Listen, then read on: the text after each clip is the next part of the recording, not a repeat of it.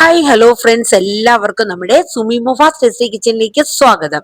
അപ്പൊ നമ്മുടെ നാളെ വരാനിരിക്കുന്ന ഇനിയുള്ള അങ്ങോട്ടുള്ള ഓരോ ദിവസത്തെ എപ്പിസോഡുകളിൽ നമ്മുടെ സാന്ത്വനം 2 നല്ല അടിപൊളി നല്ല കിഡിലൻ എപ്പിസോഡുകളാണ് കേട്ടോ. അപ്പൊ നമ്മുടെ വീഡിയോസ് ഒക്കെ നിങ്ങളൊന്ന് പ്രൊമോ കേൾക്കാനായിട്ട് ശ്രമിക്കുക. അതോടൊപ്പം തന്നെ ഇഷ്ടപ്പെടുകയാണെങ്കിൽ ഒന്ന് ലൈക്ക് അടിക്കാനും കൂടെ മറന്നു പോകരുത് കേട്ടോ. നമ്മുടെ ചാനല് ആദ്യമായിട്ടാണ് നിങ്ങൾ കാണുന്നതെങ്കിൽ ഒന്ന് സബ്സ്ക്രൈബ് ചെയ്യാനും മറക്കരുത്. അപ്പൊ നമ്മുടെ സാന്ത്വനം 2 നമ്മുടെ ദേവമംഗലത്ത് വന്ന് നല്ല ഉറഞ്ഞാടിക്കൊണ്ടിരിക്കുകയാണ് നമ്മുടെ അച്യുതൻ. കാരണം കിട്ടിയ അവസരമാണ്. ബാലനും ബാലന്റെ മക്കളും സത്യസന്ധതയുടെ പ്രതീകങ്ങളാണ് എന്ന ഭാവമാണ്. അപ്പൊ കിട്ടിയ ഒരു അവസരം നമ്മുടെ അച്യുതനോട് മോശമാക്കാനായിട്ട് ശ്രമിച്ചില്ല. കാരണം ഈ മിത്രയുടെ കയ്യിൽ നിന്നും ഈ ഗോൾഡ് ആ ഫൈനാൻസുകാരെ കൊണ്ട് അച്യുതൻ മേടിപ്പിക്കുകയും അത് കൈക്കലാക്കി നേരെ വീട്ടിൽ വന്ന് കൃഷ്ണമംഗലത്തിൽ നിന്ന് എല്ലാവരെയും കൂടെ കൂട്ടിക്കൊണ്ടാണ് അവിടെ ഒരു യുദ്ധത്തിന് ചെന്നത്. വിളിക്കടി നിന്റെ സത്യസന്ധം ബാലന്, ഗോമതി സ്റ്റോറിലെ മുതലാളി ബാലനെ വിളിക്കടി എന്നാണ് പറയണത്. അങ്ങനെ നമ്മുടെ ബാലൻ വന്ന് ബാലന് ഇതിന്റെ എന്താ ഇവിടെ നടന്നതെന്നോ ഈ സ്വർണ്ണോ ഇതെന്താ ഈ കേൾക്കണത്, ബാലന് വന്നിട്ട് ഒരു ഐഡിയയും കിട്ടില്ല. അച്യുതനാണെങ്കിൽ അങ്ങോട്ട് കുറെ കിഡിലും ഡയലോഗുകൾ അടിച്ചങ്ങ് ആക്കുകയാണ്. വലിയ ആൾക്കാർ നിങ്ങളുടെ മക്കൾ ഇങ്ങനെ വളർത്തിയവരാണ്, നീ ബാലൻ ഇങ്ങനത്തെ ആളാണ്, എന്നിട്ടാണോടോ ഞങ്ങളുടെ കുടുംബത്തെ സ്വർണം നിങ്ങൾ മിത്രേനെ കൊണ്ട് പണയം വെപ്പിച്ച് ആ പണം സ്വന്തമാക്കാനായിട്ട് നോക്കിയത് എന്ന് അച്യുതൻ ചോദിക്കുകയാണ്. പക്ഷെ ബാലൻ ഇത് കേട്ടപ്പോഴത്തേക്ക് ബാലനും ചോദിച്ചു, അതെ ഏത് സ്വർണത്തിന്റെ കാര്യം, ഇവിടെ അങ്ങനെ ഒരു സ്വർണം ഞങ്ങളുടെ കയ്യിലും ഇല്ലെന്ന്. ദേ നിൽക്കണു നിങ്ങളുടെ മകൻ ആര്യനോട് നിങ്ങൾ ചോദിക്കുന്ന അച്യുതൻ പറയാണ്. അപ്പോഴേക്ക് ആര്യനോട് ബാലൻ ചോദിച്ചു, എടാ ആര്യ, നീ മിത്രയ്ക്ക് ഏത് സ്വർണത്തിന്റെ കാര്യ ഈ അച്യുതൻ പറയുന്നത്, ഏത് സ്വർണം നീ പണയം വെക്കാൻ അവളുടെ കയ്യിൽ കൊടുത്തത്? അപ്പോഴേക്കും ആര്യൻ തല കുനിച്ച് നിൽക്കുകയാണ്. കാരണം യഥാർത്ഥ സംഭവത്തിൽ ഇന്നത്തെ ദിവസം ഇങ്ങനെ ഒരു കംപ്ലൈന്റ് കൊടുത്തിരുന്നു. മിത്രയ്ക്ക് ആ മിഥുന്റെ കയ്യിൽ നിന്ന് സ്വർണം പോലീസ് കണ്ടെത്തി. ആ കംപ്ലൈന്റ് കൊടുത്ത ആളിനെ പോലീസ് വിളിച്ചു വരുത്തുകയും ആ സ്വർണം മിത്രേനെ ഏൽപ്പിക്കുകയും ചെയ്തു. പക്ഷെ ആ ഏൽപ്പിച്ച സമയത്ത് തന്നെ നമ്മുടെ ആര്യം പറഞ്ഞത് എന്താണ്, നമുക്ക് ഈ സ്വർണം കൊണ്ട് യാതൊരു ഇതും ചെയ്യണ്ട, ഇത് നിന്റെ അച്ഛനും അമ്മയ്ക്കും അവകാശപ്പെട്ടതാണ്, ഇതിന്റെ കഷ്ടപ്പാട് അവരറിഞ്ഞവരാണ്, അവർക്ക് കൊടുക്കുക. പക്ഷെ എന്നിട്ടും ആര്യന്റെ വാക്ക് കേൾക്കാണ്ട് മീനുവിനെയും കൂടെ കൂട്ടുപിടിച്ച് നമ്മുടെ മിത്രം നല്ലൊരു കാര്യം ചെയ്യാനാണ് അങ്ങനെ പണയം വെച്ച് ആ 25 പവൻ 10 ലക്ഷം രൂപ ഇങ്ങനെ പണയം വെച്ച് എടുക്കാനായിട്ട് നോക്കിയത്. പക്ഷെ ഇങ്ങനെ ഒരു കൊടും ചതി ചെയ്യുന്നു മിത്രയും കരുതിയില്ല. അങ്ങനെ നമ്മുടെ അച്യുതൻ തക്ക സമയത്ത് തന്നെ, കാരണം ആ ഫൈനാൻസ് കമ്പനിയായിട്ട് അച്യുതൻ ഒരു ടൈപ്പിൽ പുതിയ ഒരു ഇത് പോവായിരുന്നു. പക്ഷെ ആ സമയത്ത് നമ്മുടെ ഭാഗ്യക്കേടിന് മിത്ര അവിടെ കയറി ചെല്ലായിരുന്നു.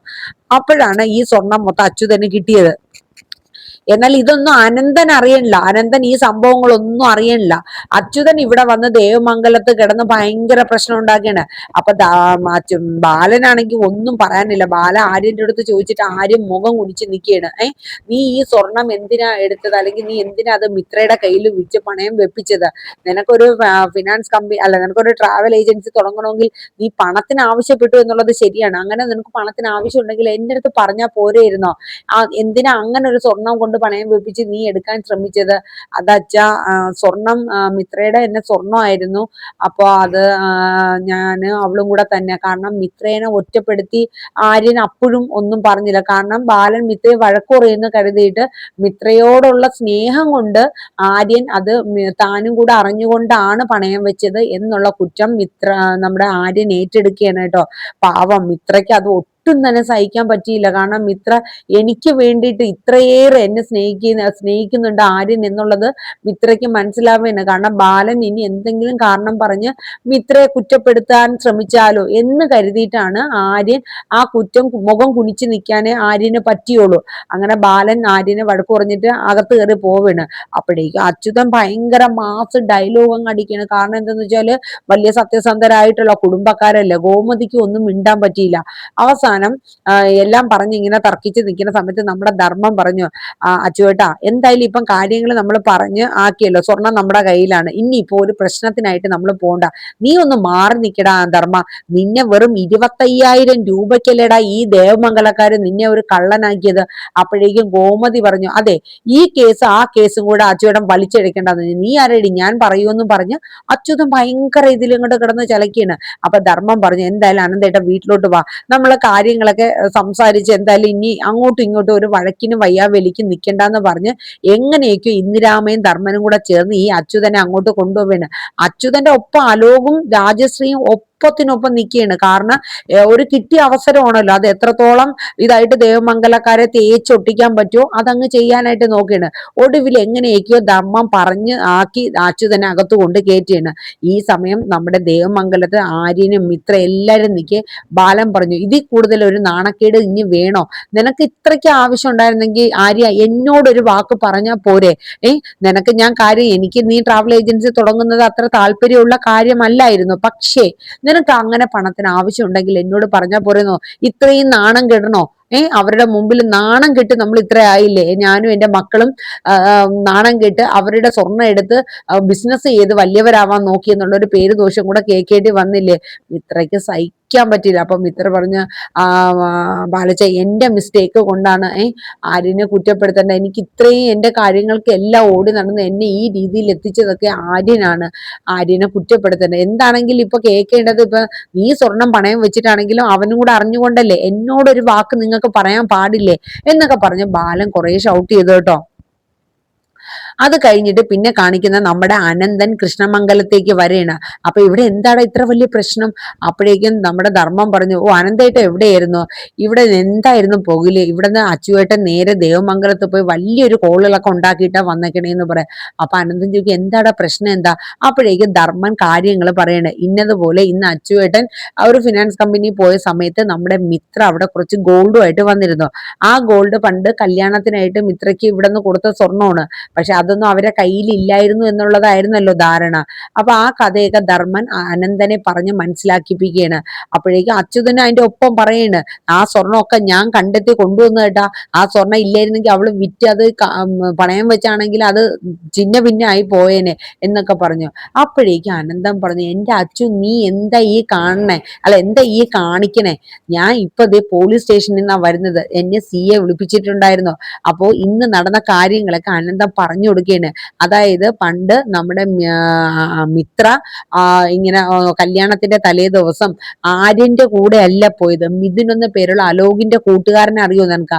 അവന്റെ കൂടെയാണ് മിത്ര ഒളിച്ചോടിയത്. ആ സമയത്ത് അവൾ പോലും അറിയാണ്ട് ആ മിഥുൻ സ്വർണവും പണവും എടുത്തിട്ട് പോയിട്ടുണ്ടായിരുന്നു.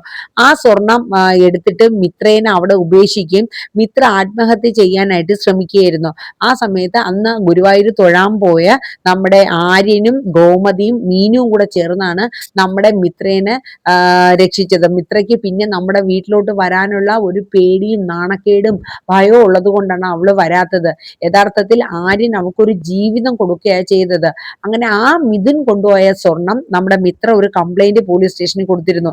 ഈ കഴിഞ്ഞ ദിവസം മിഥുനെ പോലീസ് അറസ്റ്റ് ചെയ്യുകയും അതിൽ നിന്ന് 50 പവൻ കൊടുത്തതിൽ 20ഓളം പവൻ അവൻ വിറ്റ് തീർത്തു. ബാക്കി സ്വർണ്ണമാണ് കയ്യിലുള്ളത്. അപ്പൊ അത് പെറ്റീഷൻ കംപ്ലൈന്റ് കൊടുത്ത ആള് മിത്ര ആയതുകൊണ്ട് മിത്രേനെ ഏൽപ്പിച്ചു. പക്ഷെ മിത്രയും ആര്യനും അത് വേണ്ടാന്നും തിരിച്ച് അച്ഛൻ അനന്തന്റെ കയ്യിൽ തന്നെ കൊടുക്കണമെന്ന് പറഞ്ഞു. അങ്ങനെ പോലീസ് എന്നെ വിളിക്കുകയും ഞാൻ അവിടെ ചെന്ന് ആര്യന് ആ സ്വർണം വേണ്ടാന്ന് തീർത്ത് പറഞ്ഞ് മിത്രേനെ ഏൽപ്പിച്ചതാണ്. പക്ഷെ മിത്ര അവൻ പോലും അറിയാണ്ട് ഒരു ട്രാവൽ ഏജൻസി തുടങ്ങാൻ വേണ്ടിയിട്ട് അവൾ അത് കൊണ്ടുപോയി പണയം വെക്കാൻ പോയതാണ്.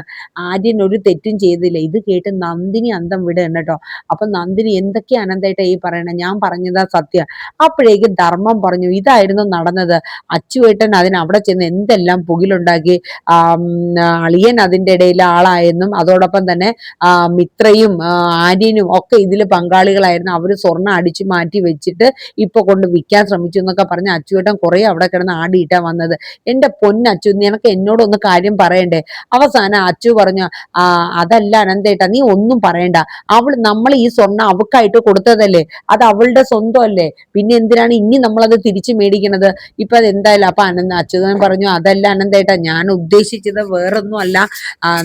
അവൾ ആ സ്വർണം ഇവിടെ നിന്ന് മോഷ്ടിച്ചുകൊണ്ട് പോയതല്ലേ, അപ്പൊ അത് തിരിച്ചിട, നീ ഇനി ഒന്നും പറയണ്ട എന്ന് പറഞ്ഞിട്ട് നന്ദിനിയെ വിളിച്ചുകൊണ്ട് അനന്തൻ റൂമിൽ പോയിട്ട് ഈ നടന്ന കാര്യങ്ങളൊക്കെ വിശദീകരിച്ചു കൊടുക്കുകയാണ്.